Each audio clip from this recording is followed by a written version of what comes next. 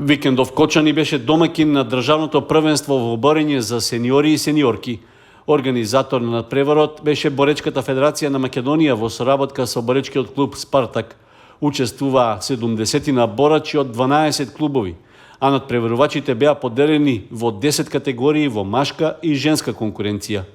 Од Боречката федерација искажаа пофални зборови за домакинот и начинот на кој што беше организирано првенството. Јас како председател се радувам дека повторно се врати борењето на правиот пат, бидејќи до сега сениорските првенства не се организирани на вакво високо ниво. Има голема интерес, значи добрата работа на Боречката федерација. Успеавме да стасаме едно на преку 70 спортисти кои учествуваат. Ова е за последно првенство кое го организира Боречката федерација за државни изборни првенства во Македонија.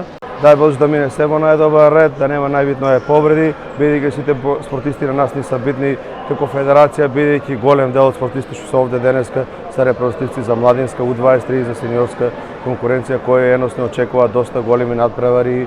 Ова е година која бркаме сите олимписка норма, затоа и ние се трудиме колку што можеме да ги обезбедиме максимум услови за да не дојде до некои непосакани повреди. Титулата државен првак во сениорска конкуренција ја освои екипата на Лирија од Скопје пред Балканец од Штип и Вардар од Скопје.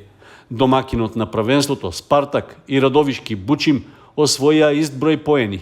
Меѓутоа, нашите борачи се пласираа на 4-то место, со оглед што Расул Шапиев го оствари очекувањето за освојување златен медал во категоријата до 79 килограми. Јас сум Расул Шапиев од Боричка клуб Спартак. Чекам злата.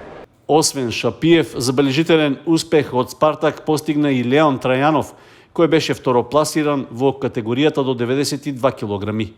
Дамјан Крстов, Илчо Веселинов, Александар Павлев и Горан Терзиски беа петопласирани во своите категории.